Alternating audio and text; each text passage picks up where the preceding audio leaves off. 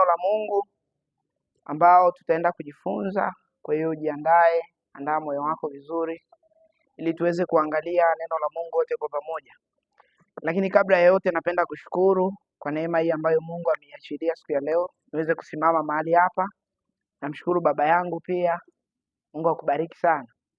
Si rahisi kupata kibali kusimama mahali. Lakini pia namshukuru na kaka yangu.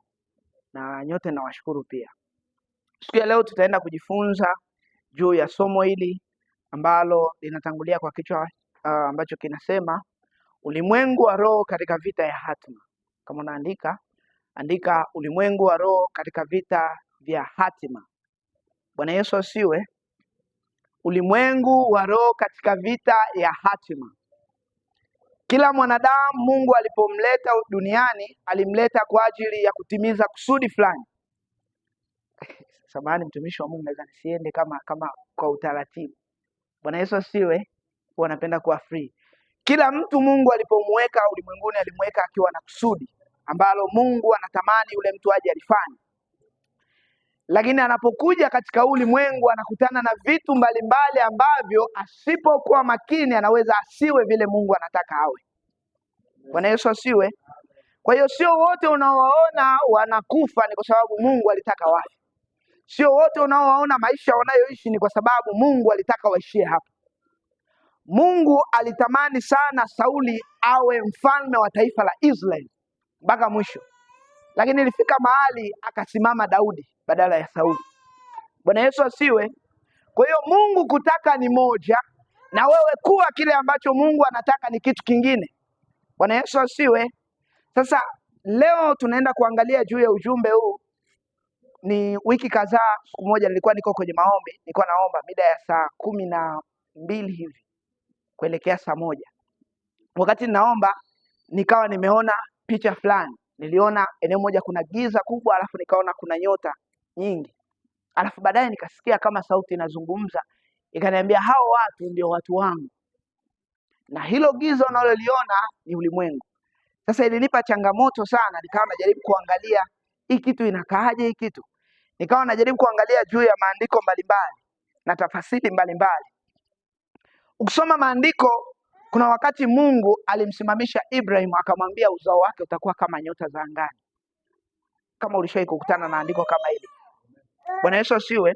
Lakini ukisoma neno la Mungu kwenye Isaya, neno la Mungu linasema inuka uangaze kwa kuwa nuru yako imekuja.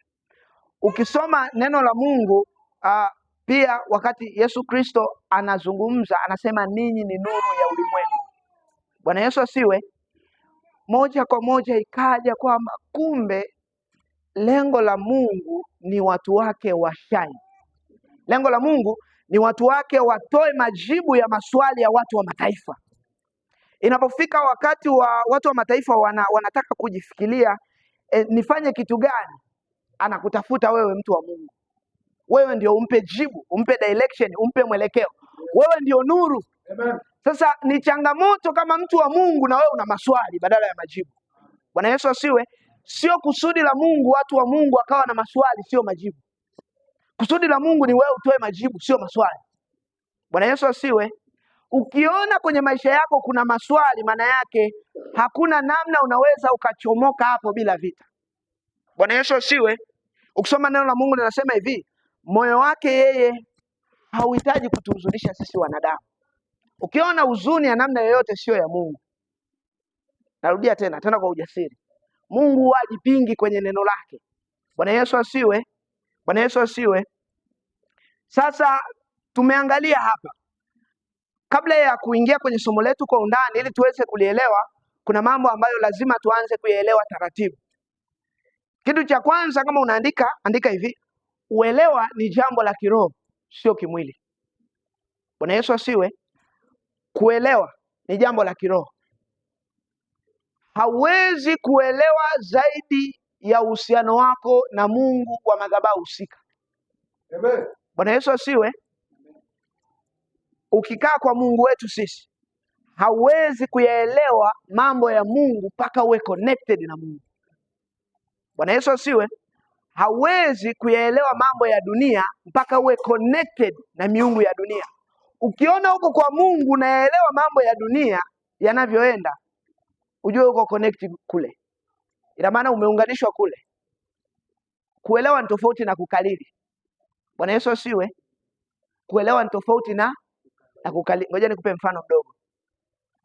Kuelewa kutokani na akili ya mtu. Kuelewa ni jambo la kiroho kabisa.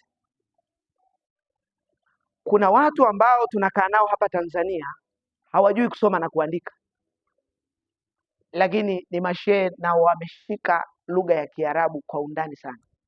Kiingereza huyo mtu hajui, lakini ile lugha ya Kiarabu anaielewa sana. Kwa nini? Kwa sababu ni lugha ambayo inaonekana lugha ya kawaida, lakini sio ya kawaida, maana iko connected na miungu husika. Kwa hiyo madhabahu husika inaamua huyu mtu aelewe nini. Bwana Yesu asiwe. Bwana Yesu asiwe. Ngoja niende taratibu. Biblia hii ukiisoma kama masomo mengine utaielewa, lakini utaielewa kama masomo mengine yanavyoeleweka. Lakini ili uweze kuielewa Biblia kama Mungu anavyotaka, lazima kuwe na uhusiano kati ya kwako wewe na huyo Mungu, na uhusiano wetu huko kwa Roho Mtakatifu. Neno la Mungu linasema hivi, azinie na kahaba ni mwili mmoja pamoja naye, aliyeungwa na Bwana ni roho moja pamoja naye. Ina maana ukiwa huko umeunganishwa na Bwana kwa njia ya Roho Mtakatifu, ndio unaweza ukaelewa maandiko kwa usahihi. Neno la Mungu linasema hivi, neno la Mungu ni upanga wa Roho. Roho Mtakatifu ndiye anayeshikilia neno. Neno la Mungu bila Roho Mtakatifu ni sawasawa na upanga bila mshikaji, hauna effect. Neno la Mungu ili lilete matokeo lazima lihusianishwe na uwepo wa Roho Mtakatifu ndani ya mtu. Bwana Yesu asiwe. Bwana Yesu asiwe. Kuna wakati nilikuwa nasoma somo la Biblia nikiwa darasani, yani nikiwa sekondari. Lilikuwa ni somo kama masomo mengine. Kwa hiyo tunafundishwa na mchungaji, ni somo kabisa. Sio Bible knowledge, ni somo kabisa. Watu wanasoma. Unasoma kitabu cha Matendo ya Mitume, aliyeandika nani? Aliandika huyu na huyu. Kuna mtu anapata A pale, lakini kwenye mambo ya Mungu yuko 0. Kuelewa ni tofauti na kukalili. Kuna wakati hata Mtume Paulo aliona anachokifanya kuwaua wale watu ni sahihi, lakini haikuwa sahihi. Kwa nini? Shida ilikuwa kwenye uelewa. Maana Mungu aliyeunganishwa naye yeye sio Mungu aliyeunganishwa naye baada ya kubadilishwa.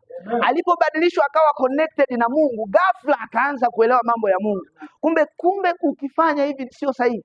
Yeye mwenyewe ndio akaanza kufanya kwa ubora kuliko wale wengine. Bwana Yesu asiwe. Kwa hiyo kinachomata kwa upande wa Mungu ni kuelewa. Sasa kuna kitu kingine tena hapo tunataka tuongezee kabla hatujaingia kwenye somo ambalo tunaenda kujifunza. Kitu kingine kinasema hivi,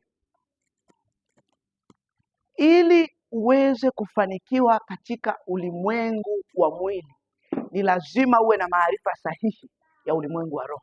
Amen. Bwana Yesu asiwe. Na ili uwe na maarifa sahihi ya ulimwengu wa roho, lazima kuwe na uhusiano kati ya kwako wewe na ulimwengu wa roho. Sasa eneo pekee ambalo linamuunganisha mtu wa jinsi ya mwilini na mtu wa jinsi ya rohoni ni madhabahu. Bwana Yesu asiwe. Tumezungumza kwa habari ya Roho Mtakatifu akiwa ni madhabahu ya ndani ya mtu. Kuna madhabahu za aina nyingi. Madhabahu ni eneo ambalo watu wa mwilini wanakutana na vitu vya rohoni na kuweka mawasiliano. Bwana Yesu asiwe. Bwana Yesu asiwe. Amina. Niangalie mbele hapa. Niangalie mbele hapa. Kuna kitu nataka nikufungue. Ukienda kwenye elimu za duniani, wanasema dunia ni sayari, si ndio? Alafu sayari, kuna sayari zingine nyingi zinazunguka jua, na dunia na yenyewe inazunguka jua pia, si ndio? Iko hivyo na wamethibitisha hivyo. Lakini sisi tukisoma neno la Mungu linazungumza ya kwamba wakati Yesu Kristo alipokuwa anaondoka kwenye ulimwengu alipaa, si ndio? Alipopaa akaelekea juu, lakini sio tu kuelekea juu, alitwaa mateka akawapa wanadamu vipawa. Bwana Yesu asiwe. Sasa swali unatakiwa ujiulize, hivi ni kweli Yesu alipopaa juu alipaa akaendelea juu hivi? Bwana Yesu asiwe. Nakupa swali lingine tena. Wakati ule Elia anaondoka anaenda mbinguni, alipopaa ni kweli alipaa akatoka ndani ya dunia akaenda mbinguni? Ina maana mbingu kweli iko juu kule? Swali ambalo unatakiwa ujiulize. Bwana Yesu asiwe. Bwana Yesu asiwe. Sasa kinachomata ulimwengu wa rohoni na ulimwengu wa mwili, actually mbinguni sio juu kama wengi wanavyodhani.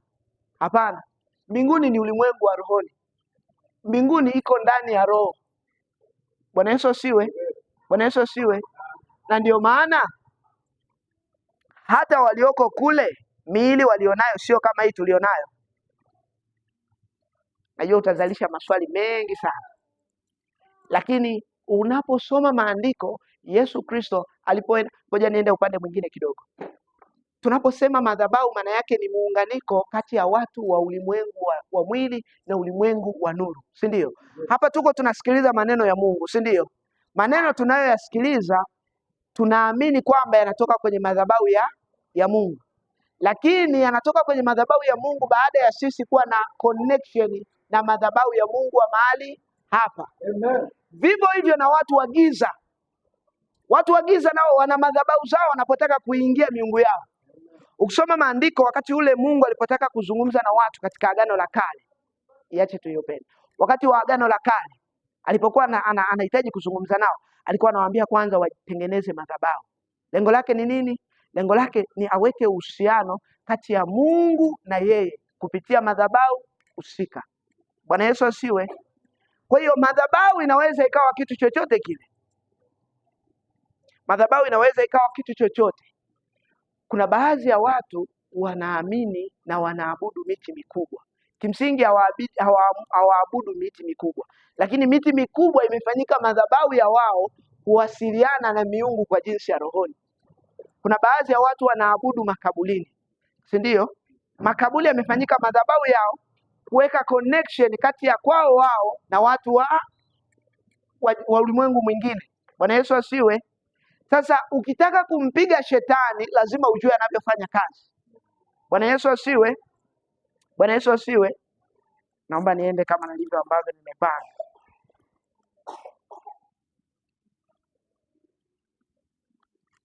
Ngoja niende upande mwingine. Mungu alipomleta mtu hakumleta kwa kusudi tu la aje kufanya chochote kile. Hapana. Mungu alipomleta mtu alimleta kwa kusudi maalum. Bwana Yesu asiwe. Na alipomleta kwa kusudi maalum, alitafuta eneo ambalo anaweza akampitishia mtu huyo, ndio tumbo la mama yake. Alipokuja kwa jinsi ya mwili, akauvaa huu mwili.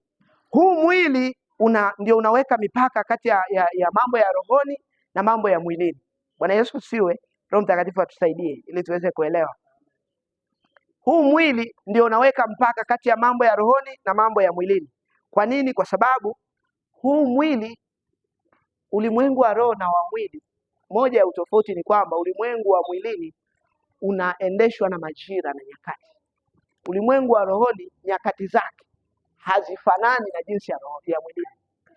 Na ndio maana ukisoma neno la Mungu, pale ambapo Mungu anafunua jambo kwa jinsi ya rohoni, huwa analifunua likiwa limeshatimia. Yaani Mungu anapozungumza na Yohana kwenye kitabu cha Ufunuo, anazungumza mambo ambayo yameshatokea tayari, kwa sababu yale mambo yameshatokea, lakini kwa jinsi ya mwilini bado. Unapolala unaota ndoto imeshatokea tayari. Kwa sababu kwa jinsi ya roho unakuta hilo tukio tayari limeshatokea, lakini kwa jinsi ya mwilini bado. Sasa lazima kuwe na mlango kati ya ulimwengu wa mwili na ulimwengu wa roho ambao utapitisha hilo jambo ili liweze kupenya kutoka kwenye ulimwengu wa roho liende kwenye ulimwengu wa mwili. Roho Mtakatifu atusaidie. Amen. Bwana Yesu asiwe. Bwana Yesu asiwe. Bwana Yesu asiwe. Sasa kuna malango mengi. Tumesema kuna mlango wa madhabahu. Kuna madhabahu ambazo ukiziabudu unajikuta unaingia kwenye connection ya vitu vya madhabahu husika.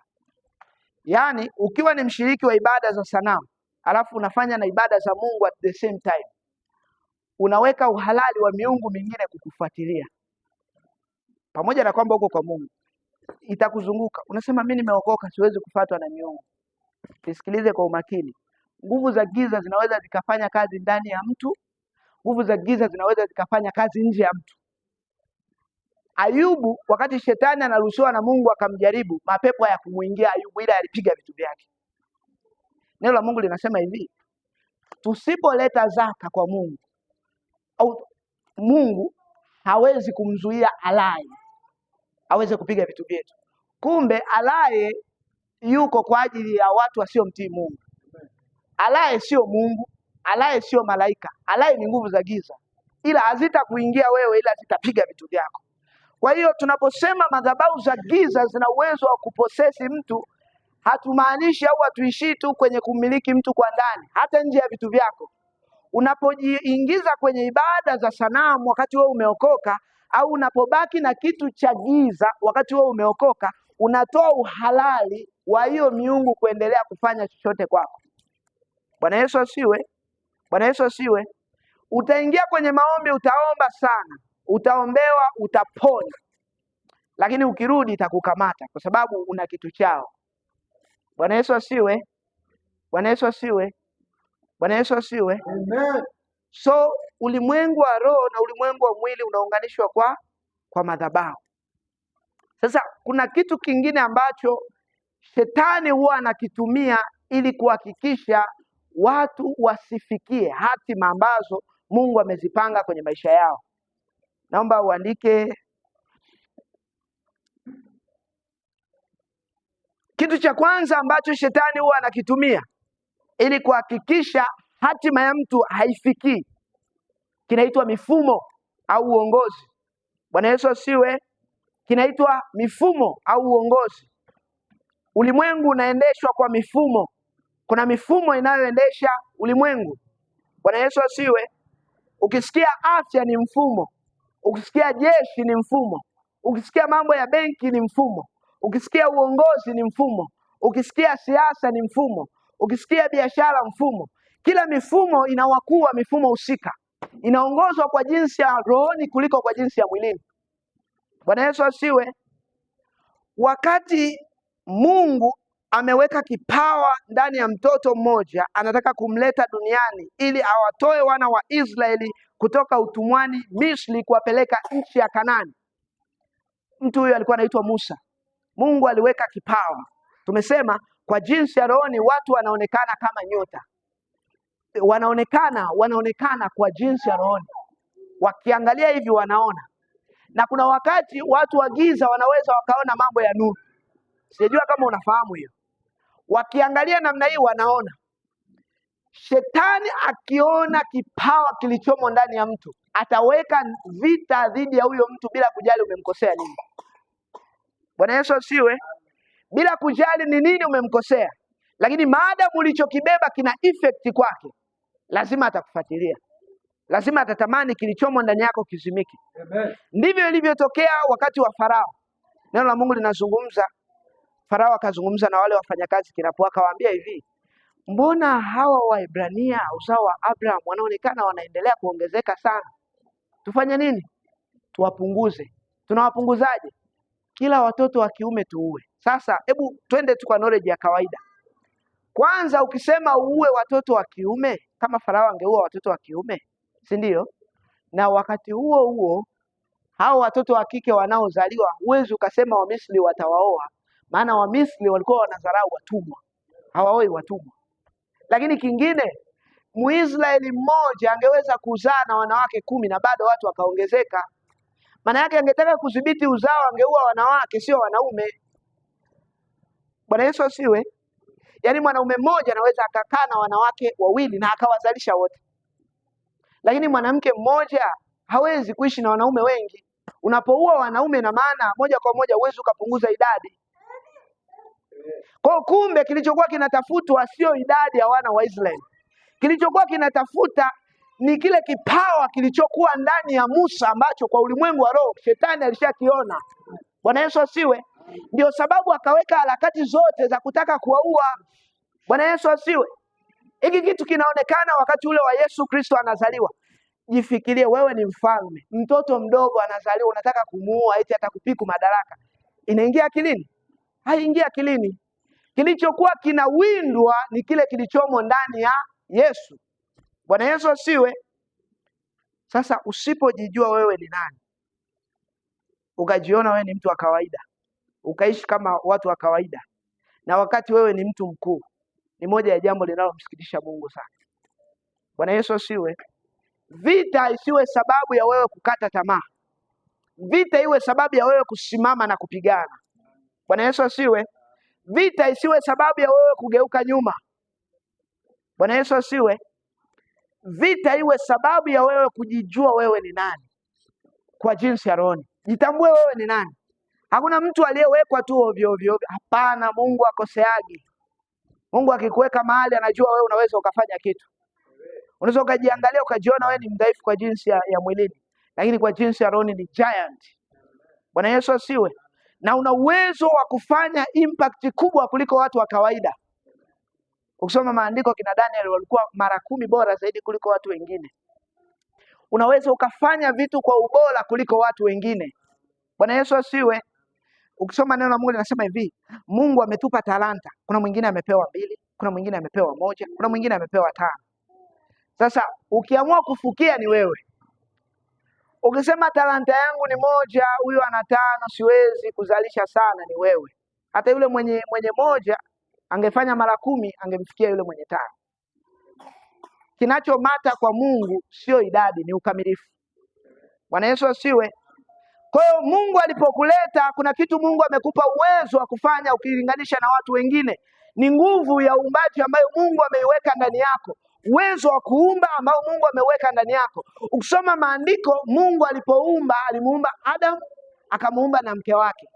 Alafu katika hao akaumba mimea na vitu vingine. Haya mabati unayoyaona yametengenezwa na watu haya. Magorofa unayoyaona yametengenezwa na watu. Ndege hizi zimetengenezwa na watu. Taa zimetengenezwa na watu. Kwa nini? Mungu alikuumba kwa mfano wake. Ule uwezo wa kuumba ambao Mungu anao, wewe unao. Uwezo wa kuumba jambo likawa ambao Mungu anao na wewe unao. Una uwezo wa kuumba kitu kikawa. Bwana Yesu asiwe. Mungu hawezi akampa mtu maono ambayo hawezi kuyafanya. Bwana Yesu asiwe. Mungu hawezi kumpa mtu maono ambayo anaweza kuyafanya. Yote ni kweli. Bwana Yesu asiwe. Mungu anapokupa maono anajua wewe ni mtu. Mtu huwa hawezi kutimiza jambo kwa nguvu zake mwenyewe. Mtu anahitaji kuwezeshwa. Bwana Yesu asiwe. Ukisoma neno la Mungu, moja ya kitu kinachomwezesha mtu kufanya kitu extraordinary zaidi ya ukawaida ni uwepo wa Roho Mtakatifu. Tunaita mafuta ya Roho Mtakatifu. Yale ndo yanampa mtu uwezo wa kufanya jambo zaidi ya ukawaida. Kuna wakati Petro alimkana Yesu, si ndio? Lakini kuna wakati Petro alimfia Yesu. Ni mtu yule yule, lakini kilichomtofautisha ni uwepo wa Roho Mtakatifu. Kuna vitu sasa hivi uwezo ukavifanya na unaona aibu kuvifanya kwa sababu Roho hayupo. Bwana Yesu asiwe. Kwa sababu Roho hayupo. Tunaposema vitu hatuna maana ya mambo ya rohoni tu. Mungu ametoa karama za rohoni. Mungu ametoa vipawa kwa ajili ya madhabahu, huduma 5. Mungu ametoa vipawa kwa ajili ya watu wa nje. Ukisoma neno la Mungu linazungumza kwa habari ya mtu mmoja anaitwa Bethaeli. Mungu alimpa karama na uwezo ya ujuzi na ufundi. Wakati Musa anamuuliza Mungu nifanye nini? Mungu anamwambia kuna mtoto wa mzee Uri nimemweka. Nimempa hekima ya ujuzi. Bethaeli alikuwa injinia kwa ulimwengu wa sasa hivi. Kwa hiyo kumbe Mungu anaweza akampaka mtu mafuta awe mfanyabiashara. Kumbe Mungu anaweza akampaka mtu mafuta awe mwimbaji. Kumbe Mungu anaweza akampaka mtu mafuta awe mwanasiasa tu. Kumbe Mungu anaweza akampaka mtu mafuta. Kila mtu Mungu amempa eneo, na ndio maana nguvu tunatofautiana. Bwana Yesu asiwe. Kuna mwingine Mungu amempa nguvu kwenye kinywa chake. Anapozungumza jambo lazima liwe. Kuna mtu mwingine Mungu amempa nguvu kwenye mikono yake. Anapofanya jambo lazima lifanikiwe. Kuna mtu mwingine Mungu amempa nguvu kwenye kufikiri. Kila anachokiwaza, idea anayoitoa ikifanyiwa kazi inafanikiwa. Kuna mtu mwingine Mungu amempa uwezo kulingana na usimamizi. Kila anachokisimamia kinafanikiwa. Sasa lengo la Mungu ni kile alichokupa ukitumie kujenga ufalme wake. Bwana Yesu asiwe. Bwana Yesu asiwe. Jikubali vile ulivyo, acha kujihukumu. Bwana Yesu asiwe. Mungu anakukubali vile ulivyo. Angalia, kuna mtu mmoja huwa nampenda kumsoma kwenye maandiko, anaitwa Gideon. Wakati Gideon malaika anamtokea, maisha ya Gideon na maisha ya wana wa Israeli waliokuwa wanayapitia kutokana na uonezo wa Midian yalikuwa ni mabaya sana. Lakini malaika anakuja anamwambia hivi, wewe shujaa. Gideon anashangaa, shujaa gani? Shujaa na picha ngano, shujaa gani huyo? Kuna namna mbingu inakutambua ambavyo hata wewe mwenyewe hujikubali. Bwana Yesu asiwe. Kuna namna Mungu akikuangalia anaona huyu ni mtumishi wangu, lakini sio mtumishi wangu hapa tu. Mbona maono yake ni finyu sana? Bwana Yesu asiwe. Wewe unauza vitumbua hapo hapo, lakini Mungu akikuangalia anaona kitu nilichoweka ndani ya huyu mtu kinatakiwa kiguse watu wengi zaidi. Vitumbua unavyouza sio vya mtaa wako tu. Mungu akikuangalia anaona kitu alichoweka, mbona ukitendei haki? Bwana Yesu asiwe. Mungu amekupa talanta 5 ila unatumia 2. Hauna tofauti na aliyefikia. So mbingu inakuangalia namna hii, inasikitika. Huyu mtu mbona kuna eneo tena anaweza akafiti, lakini amejiweka tu hapo hapo, amesimama hapo hapo tu. Bwana Yesu asiwe. Mungu anapokupa nafasi ya kusimama kwenye eneo, anatamani ukave kila eneo kwa uwezo wako wote. Mungu hahitaji wachungaji pekee. Mungu hahitaji wachungaji pekee. Anahitaji wafanyabiashara pia. Bwana Yesu asiwe. Mungu hahitaji uishie kwenye eneo hilo tu unalolifikiri. Anahitaji ufikiri zaidi na uende zaidi. Bwana Yesu asiwe.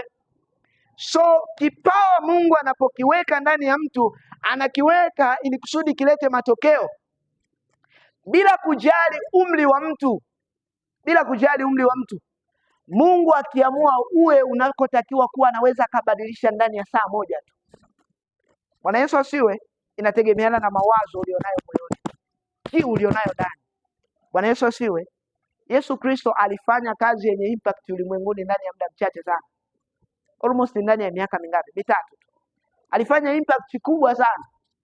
Na kinachomata kwa Mungu, sio lazima ungekuwa unatembea na Yesu kama wale mitume ili ufanye mambo ambayo wale mitume waliyafanya. Bwana Yesu asiwe. Sio lazima ukae pale pale walikojazwa nguvu za Roho Mtakatifu ili na wewe ujazwe. Bwana Yesu asiwe. Bwana Paulo hakutembea na Yesu muda mwingi. Angalia impact aliyoiacha. Bwana Yesu asiwe. Kwa kinachomata kwa upande wa Mungu ni nia. Kinachotuunganisha ni imani. Kwa jinsi ya mwilini kuna limitation ya huu mwili. Kwa jinsi ya rohoni haina limitation. Bwana Yesu asiwe. Yaani mtumishi wa Mungu Paulo alikufa muda mrefu sana miaka ya nyuma. Lakini mpaka leo matendo yake na ishara alizozifanya zinaishi. Bwana Yesu asiwe. Mtumishi wa Mungu mmoja alipokufa, mifupa yake ilifufua mwingine.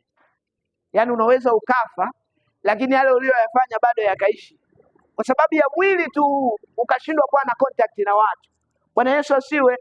Mungu anazungumza kwenye neno lake. Anasema hivi, kuna vitu ambavyo jicho halijawahi kuviona wala sikio haijawahi kusikia. Mungu anatamani vije vitokee kwenye ulimwengu ambao tuko nao.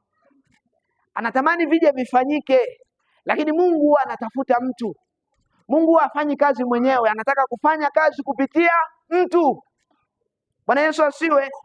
Mungu akiangalia anasema anatamani siku moja aje apatikane mtu mmoja atakayeshika nafasi ya juu sana kwenye utukufu wa jina langu. Moja ya kitu iliniuma sana. Ukienda kwenye maeneo mengi ya kiserikali, walioshika ni watoto wa mama mdogo. Bwana Yesu asiwe. Maeneo mengi, madaktari wengi wazuri ni watoto wa mama mdogo. Wakristo tunajitahidi, lakini kuna maeneo tunapwaya. Matajiri wengi watoto wa mama mdogo, sio Wakristo. Unafikiri ni mpango wa Kristo iwe hivyo? Mungu alikuwa anataka iwe hivyo? Sio tunawatolea mfano watoto wa mama mdogo ambao wanaamka asubuhi wanaitia miungu yao. Wakati Mungu wa kwetu sisi alipokufa siku ya 3 akafufuka, wa kwao hakufufuka. Bwana Yesu asiwe. Tuna historia, unaweza ukasimama ukasema kile alichofanya Yesu wako. Maana hata kuoa, hakuwa na tamaa. Wale hawawezi kuzungumza baadhi ya vitu mbele ya watu. It means kuna vitu Mungu anatamani vifanyike, ila anatafuta watu. Na Mungu hataki watu waliotimia peke yake, hapana. Mungu anawachukua wanyonge, watu wasio na sifa, watu ambao kwa macho ya damu na nyama wanaonekana hawafai. Wewe hivyo hivyo ulivyo, Mungu anakutaka. Bwana Yesu asiwe. Mungu hawataki wale waliosoma, anakutaka wewe. Mungu hawataki wale walio na mtaji, anakutaka wewe. Mungu hawataki wale walio na nafasi, walio na connection, anakutaka wewe. Kwa sababu akikuinua wewe, jina lake litatukuzwa, maana yeye ndiye amekuinua. Bwana Yesu asiwe. Inuka uangaze. Neno la Mungu linasema inuka uangaze, kwa sababu nuru ya Bwana, nuru yako imekuja na utukufu wa Bwana umekuzukia wewe. Bwana Yesu asiwe. Lengo la Mungu ni sisi tuwe taa. Sisi tuwe nuru. Wanapoangalia, wanapotaka kufikiria, wanasema hivi matajiri wana siri gani? Wanakuta tajiri wa kwanza Mkristo, wa pili Mkristo, wa tatu Mkristo. Yamkini moja ya siri ni kuokoka. Bwana Yesu asiwe. Wanapotaka mambo ya afya, wanakutana na madaktari waliookoka. Bwana Yesu asiwe. Wakienda jeshi, wakutane na watu wanaomjua Mungu pia. Bwana Yesu asiwe. Kwa hiyo Mungu anataka watu wanyonge. Moja ya sifa ya Mungu ambacho nampendea, huwa anapenda watu wanyonge. Wale watu ambao ndugu wamewakataa. Kama ni kwenye familia, wewe unakuwa hauna sauti ya kuzungumza, Mungu ndio anataka akuchukue wewe. Inafika wakati kikao akifanyiki mpaka uletwe. Bwana Yesu asiwe. Wanasema ni kweli tunataka tufanye kikao, lakini mtumishi wa Mungu bado hajafika. Hatuwezi tukaongea kama hajafika. Huko pale anasema ni kweli tunataka tuanze kikao, ila mtumishi wa Mungu tunaomba kwanza uombe. Ili Mungu mawazo yetu. Mungu ndio anataka hivyo. Sasa ukijiangalia jinsi ulivyo, huwezi kumtumikia Mungu. Bwana Yesu asiwe. Mungu anakutaka wewe jinsi ulivyo. Fedha ni thamani. Ukipandisha thamani zinakujaga tu. Bwana Yesu asiwe. Bwana Yesu asiwe. Mungu anawataka watu wasio na sifa. Mungu anawataka watu waliokataliwa. Watu ambao wakijiangalia wanajiona wao ni kama hawafai, lakini wanaamini yuko anayefaa. Wakati Gideon Mungu anamfuata, Gideon alionekana hana sifa. Kwa sababu kwanza baba yake alikuwa anaabudu miungu mingine. Walikuwa na madhabahu za kwao. Walionekana ni wanyonge, maana walikuwa wanaonewa na Wamidian. Lakini Mungu anazungumza, anamwambia hivi, usiogope. Mungu anataka watu mashujaa. Bwana Yesu asiwe. Wakati Mungu anamfuata Musa, Musa alikuwa ni muuaji. Musa aliua akakimbia. Hiyo ni dhambi tosha ambayo Musa angesema kwa sababu nimeua siwezi kutumika. Lakini katika hayo katika huo uchafu, Mungu alimsamehe, sio tu kumsamehe, akafuta na akasahau. Bwana Yesu asiwe. Akamchukua yule. Bwana Yesu asiwe. Thamani yako haiondolewi na maisha uliyoyapitia. Hakuna uhusiano kati ya maisha yako na maisha ya baba yako na mama yako. Bwana Yesu asiwe. There is no relation, hakuna uhusiano wowote. Lakini uhusiano uko kati ya wewe na mbingu ukiwa connected. Mungu ndo anajua hatima yako. Mungu ndo anatangaza mambo mwishoni kabla hayajawa. Bwana Yesu asiwe. Bwana Yesu asiwe. So kuanzia leo usijitazame kama mtu wa kawaida. Usiwe na maono finyu. Usimchukulie Mungu kwamba Mungu ni wa huduma tu, hapana. Mungu anataka upanuke hadi huko uliko. Bwana Yesu asiwe. Katika hali hiyo ya kushindwa. Neno la Mungu linazungumza hivi, kuna wakati Paulo alikuwa anajiangalia namna hii. Neno la Mungu linazungumza hivi ya kwamba katika udhaifu ndipo uwezo wa Mungu unatimilika. Katika eneo la udhaifu ndipo uwezo wa Mungu unatimilika. Bwana Yesu asiwe. Katika pale unaposhindwa ndio Mungu anajitukuza. Ngoja nikuchekeshe au nikusimulie ushuhuda ambao utakujenga. Wakati niko kidato cha kwanza, cha pili, nilipata neema ya kwenda kusoma shule moja hivi. Iko Arusha. Wakati nimeenda kuhamia kwenye ile shule inafanya vizuri sana. Yaani inafanya vizuri sana. Hata sisi mtihani yetu ya mwisho, mtu wa mwisho kabisa alikuwa na matokeo mazuri sana ambayo kwenye shule zingine ni mazuri. Bwana Yesu asiwe. Sasa nimeingia pale, kwanza ni mtumishi wa Mungu. Alafu kingine nilikuwa niende shule nyingine, nikachelewa kama miezi miwili. Sina ada, sina nini. Nikawa nimepata kibali cha kuingia kwenye ile shule. Nilipofika pale, mazingira ya kwangu mimi na ya wengine yalikuwa hayafanani. Maana mazingira ya wengine yalikuwa ni ya juu ukilinganisha na mazingira ya kwangu. Wakati mimi nasema Yesu ni Bwana, mambo yanaenda ndivyo sivyo. Mpaka ikafika wakati nikajiangalia, nikasema kwa nini Mungu siwatumie wengine? Tena unawaweka kabisa na majina yao kwamba yule fulani amesoma. Kwa nini Yesu ndo asitumiwe? Bwana Yesu asiwe. Kuna eneo unaweza ukapita mahali mpaka ukawa ukiona Roho Mtakatifu anakushuhudia fanya hili jambo, unasema kwa nini asifanye tu fulani? Unaamua ubebe hiyo idea umpelekee yeye ili yeye ndo afanye, maana yeye ndo ana qualification. Wewe hapana, Mungu hayuko hivyo. Bwana Yesu asiwe. Mungu akikupa wazo anajua ni namna gani atakupenyesha. Bwana Yesu asiwe. So ikafika wakati nilikuwa nafanya vibaya. Nilishawaitwa na mwalimu mimi wa chemistry, nikaambiwa chemistry huiwezi, achana nayo. Nilipata 12 12, nikapita mbele nikapigwa viboko, alafu ni mtumishi wa Mungu. Kwa hiyo ikawa ina interact, inaingilia mambo ya huduma sasa. Nakumbuka hiyo shule wote ni seminari, wote ni Wakristo. Ina maana shule nzima watoto almost 600 na kitu. Wote wanaabudu na mimi ni kiongozi wao. Na hadi form 5 na 6. Na wote bule wengi wanapata ufaulu mzuri. Wani zile zenyewe kabisa. Nikasema Mungu, hii kitu imekaaje? Ikafika mahali namaliza mwishoni. Nikawa ule muda wa saa 5 naenda kuomba. Naenda eneo moja porini. Napiga magoti alafu naomba, Mungu naomba nikumbuke. Naomba nisaidie mimi. Kwa hiyo nikawa nakosa kibali cha kuzungumza mbele ya wanafunzi. So nasimama tu na ubili alafu naondoka.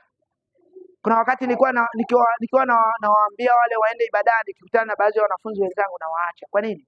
Kwa sababu ile mwanafunzi unayemwacha na 1 ya 8. Alafu wewe umefanya vibaya. Unamwambia aende akamwabudu Mungu wako wakati wewe umefeli. Nikawa natoroka. Sasa watu wengi wakawa hawajajua. Siku moja akanikamata binti mmoja, sikumbuki hata yuko wapi sasa hivi. Anaitwa Rita. Akanikamata akaniambia, mtumishi, mbona wale pale umewaacha? Nikamwambia wale wanasoma na wale wanafanya vizuri kuliko mimi. Mimi ni mtumishi wa Mungu sawa. Mimi kuambia wale waende ibadani wakati mimi nafeli haiko sawa. Akaniambia, wewe usiseme hivyo, umjui Mungu wewe. Unaweza ukashangaa utakuja kufaulu kuliko wao. Nenda kawaambie waje waabudu. Kaambia kawaambie wewe. Ndivyo ilivyokuwa. Hakuna hata mmoja aliyekuwa anaacha ibada aliyafikia matokeo yangu hata nusu. Hayupo. Bwana Yesu asiwe. Kuna wakati walimu walikuwa wananidharau. Siku moja nakumbuka ilikuwa usiku, akaanguka binti mmoja na mapepo. Anaitwa Love. Sasa wakawa wanasema tumuite Elisha. Sasa hapana, Elisha hapana. Kwa nini? Matokeo. Bwana Yesu asiwe. Sasa Mungu, hii kitu imekaaje hii? Kwa hiyo nikabidi nijifiche sasa. Unaitwa, nikawa najificha. Wakawa wanawaita wale watu wengine. Kuna kijana mmoja alikuwa anafanya vizuri sana. Ndio wakawa wanamuita anaombea. Sasa siku moja yuko kwenye mtihani usiku. Mapepo yameanguka. Mwalimu yuko pale. Watu wanamwambia nilikuwa naitwa Pastor Greg. Kuna mzungu mmoja alikuwa anatoa misaada, toa milioni 100 ngapi anasaidia ile shule. Walikuwa wanamuita Greg, alikuwa ni mchungaji. Kwa wakawa wananiita Pastor Greg. Wakawa wamezungumza wale mabinti pale, kwa nini msimuite Pastor Greg? Yule mwana akasema Pastor Greg ndo ananilisha. Wewe kamtafuteni Joshua bana. Akakuta yuko kwenye mtihani. Sasa nikaitwa. Akasema, naenda kuongea mbele ya huyo mwalimu. Naenda kuongea nini mimi? Kwa hiyo nikawa nimeenda tu, nimekuta pale wamemzingira watu wameanza unajua kuna wakati Mungu waga anaweza karuhusu jambo akiwa na makusudi. Watu wanaomba. Nikapita pale, nilikuwa mnyonge sana, nilikuwa mwembamba, maana nilikuwa ni mtu wa maombi, mifungo na kukataliwa. Kwa hiyo nikaenda pale, nikapiga magoti, nikamshikilia kichwa tu. Nikasikia moyoni mwambie tu Lovely amka. Basi sikuomba. Ambia Lovely amka. Alipoteza fahamu muda mrefu, akaamka. Yule mwalimu akarudi nyuma hivi akaniangalia. Kuanzia hiyo siku ikiwa darasani, wakawa wanaweka wazo lolote. Sasa mtumishi wa Mungu unasemaje? Unalizungumziaje hili jambo? Ukilikataa hajapita hilo. Sasa inafika wakati hata nikifanya makosa, wanapigwa. Kile mtumishi wa Mungu, kwa nini unakosea? Sasa nakuchapaje mtumishi? Bwana Yesu asiwe. Kwa hiyo kuna wakati Mungu anaweza akakupitisha eneo, ukapitia shida mpaka ukahisi shida ni ya kwako. Lakini kumbe ni kipindi tu. Haina maana kwamba kushindwa ndio utashindwa milele. Bwana Yesu asiwe. Mungu anataka uinuke leo, akili yako iwaze kama anavyowaza, kama mbingu inavyoitazama Tanzania na wewe uitazame. Bwana Yesu asiwe. Usijiangalie wewe tena. Hakuna uhusiano kati ya elimu yako na mafanikio. Neno la Mungu linazungumza, kulikuwa na mtu mmoja anaitwa Petro na Yohana. Maandiko yanasema hivi, wale Mafarisayo walikuwa wanaangaliana, wanasema hawa watu sio watu ambao hawana elimu yoyote. Bwana Yesu asiwe. Mbona wanavyoongea ni kama watu hawana elimu hivi? Lakini sasa ndo wamenyanyua kiwete, nyinyi mnaweza? Bwana Yesu asiwe. Bwana Yesu asiwe. Usijihukumu. Usijiwekee mipaka. Usiseme mimi nitatumika mwisho hapa tu. Mungu anafanya kazi kwa kadri unavyoona. Vile unavyoona. Vile unavyoona. Vile unavyoona. Ibrahim anaangalia namna hii, Mungu anamwambia kadri unavyoona hizo nyota hizo ndio uzao wako utakuwa. Mwisho wa Mungu kufanya ni mwisho wa upeo wako wa kufikiri. Mwisho wa Mungu kufanya ni mwisho wa upeo wako wa kuwaza. Bwana Yesu asiwe. Bwana Yesu asiwe. Bwana Yesu asiwe. Elimu ni watu ndio waliopanga, sio Mungu. Ni watu walikaa chini, wakawaza, wakapendekeza, wakaamua wafanye. Na kitu kinachostaajabisha, moja ya vitu wanavyofundisha wao waliovichukua kwao walifeli shule. Bwana Yesu asiwe. Idea nyingine wanazozifundisha kule hawakusoma hata. Bwana Yesu asiwe. Kwa hiyo usijiwekee mpaka. Hiyo ni kitu cha kwanza. Lakini kitu cha pili, muda wangu naona utakuwa ume. Bwana Yesu asiwe, naomba nimalizie. Kitu cha pili ambacho unatakiwa uwe nacho makini sana. Tumesema mtu ni mtu wa mbinguni, anashuka anaingia kwenye mwili wake wa mama yake, anazaliwa, si ndio? Unamwona huyu mtoto? Huyu mtoto hana uhusiano wote na baba yake. Narudia tena, hana uhusiano wote na mama yake. Hakuna uhusiano wote kati ya ninyi na huyu mtoto. Ni mwili tu la nje hilo. Ndivyo ilivyo wewe kwa baba yako na mama yako. Hauna uhusiano wote na baba yako na mama yako. Mwili wako ndio una uhusiano nao. Bwana Yesu asiwe. Lakini kwenye hiyo familia unayotoka, wao wana miungu ya kwao wanaabudu. Mwili huu ndio unaoweka limitation. Kwenye hiyo familia unayotoka, kuna tabia ambazo wazazi wako wameshazizoea. Bwana Yesu asiwe. Na hizo tabia ndizo zinazojenga au zinazoweka mipaka ya kipawa ulichonacho kiwe na limitation. Bwana Yesu asiwe. Hujawahi kuona kuna baadhi ya familia unakuta wote ni mafundi redio. Yaani ufundi redio unakuja tu automatic. Sio kwamba wanasomea. Anaishi kawaida, anajishangaa tu anakuwa na uwezo wa kutengeneza redio. Hiyo kitu inakaaje hiyo? Ina maana familia nzima wote mafundi redio? Au kama hakuna mtu aliyewafundisha? Umeona? Kuna familia nyingine unakuta familia nzima wote wamezalia nyumbani na wote wamekaa nyumbani tu mabinti. Wote. Kuna familia nyingine wote madaktari. Familia nyingine wote walimu. Familia nyingine wote wanajeshi. Why? Kwa nini? Kuna tabia ambazo zimejengeka kama madhabahu kwenye familia husika. Na ndio sababu Mungu alipomtokea Gideon akamwambia avunje madhabahu ya baba yake kwanza. Kuna baadhi ya vitu lazima uvibreak. Kuna baadhi ya vitu lazima uvivunje. Hatuvunji tu, hatuishii tu mambo ya kuomba na rohoni peke yake. Tunavunja hadi namna ambavyo familia yako inafikiri. Bwana Yesu asiwe. Kuna namna familia yako inafikiri, usifikiri hivyo. Wewe ni mfanyabiashara, si ndio? Unaenda unamuuliza kaka, nataka nifanye biashara ya mchele au biashara ya machungwa, unasemaje? Kaka anakuambia hiyo ndio yenyewe. Unaenda kwa mdogo wako, biashara ya machungwa, anasemaje? Hiyo ndio yenyewe. Chukua hayo mawazo yatupe kwenye dustbin. Sema Yesu, nataka mawazo ya kwako wewe. Sitaki kufungwa kwenye nira za kwao. Bwana Yesu asiwe.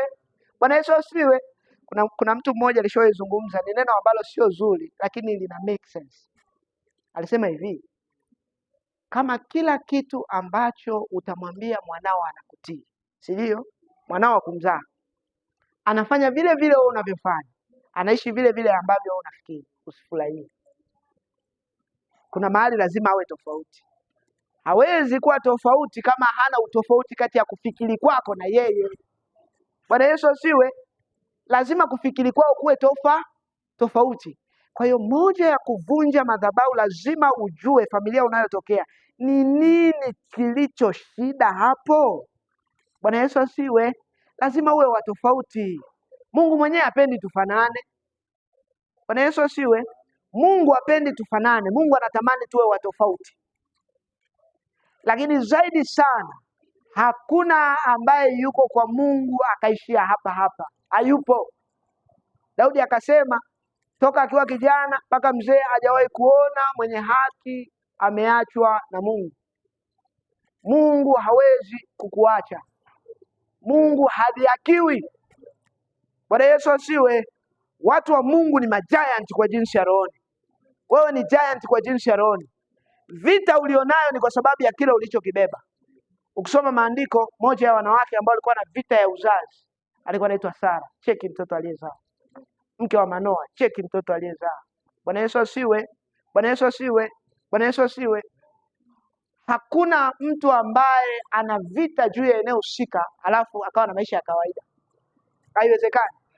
Kuna mabinti ambao Mungu anajua kitu kilichomo ndani yao, akiolewa huyu atachomoka. Hiyo familia kuolewa ni ngumu sana. Shetani anajua hapa ndo eneo la kuchomokea. Bwana Yesu asiwe. Kuna familia ambazo Mungu alichokiweka ndani kinahitaji kitu fulani. Shetani ndo anapiga hicho hicho. Sasa bila kujali shetani anapiga nini, wewe simama. Umri sio sababu. Walikuwako kina Hezekia, Mungu aliwatumia. Walikuwako kina Samueli, Mungu aliwatumia. Walikuwako kina Yusufu, Mungu aliwatumia. Mungu akikuonyesha jambo lazima litokee. Bwana Yesu asiwe. Mungu akiweka maono ndani yako lazima yawe, kwa sababu sio wewe tu unayefanya. Bwana Yesu asiwe. Usikate tamaa. Weka malengo, weka maono, jicommit kwa Mungu. Uwe serious kwenye maombi, uwe serious kwenye neno. Achana na watu wa ovyo ovyo. Toka kati yao. Bwana Yesu asiwe. Achana nao. Ukiona mtu aeleweke, achana naye. Jifungamanishe na watu ambao nira zao ni za Kristo. Bwana Yesu asiwe. Usifungiwe nira na mtu yeyote kwa jinsi isiyo sawa sawa. Bwana Yesu asiwe. Amina. Funika macho. Asante Bwana Yesu kwa neema yako ambayo umetupa siku ya leo. Tumejifunza neno lako. Bwana Yesu, mimi niliyemtumwa tu nimesimama mahali hapa kwa ajili ya utukufu wa jina lako. Bwana Yesu, ninaomba neema yako ikawe pamoja nasi. Tufundishe Mungu mtakatifu, tuweze kukujua wewe Mungu, tuweze kukujua wewe mfalme wa amani, tuweze kukufahamu wewe Bwana, tuweze kufikia kimo cha utukufu wako wewe Kristo, katika kufanya vitu, katika kuendesha mifumo, katika kufikiri kwetu Bwana. Maana umesema katika neno lako, mawazo ya kwako sio kama mawazo ya kwetu, namna unavyowaza sio kama tunavyowaza.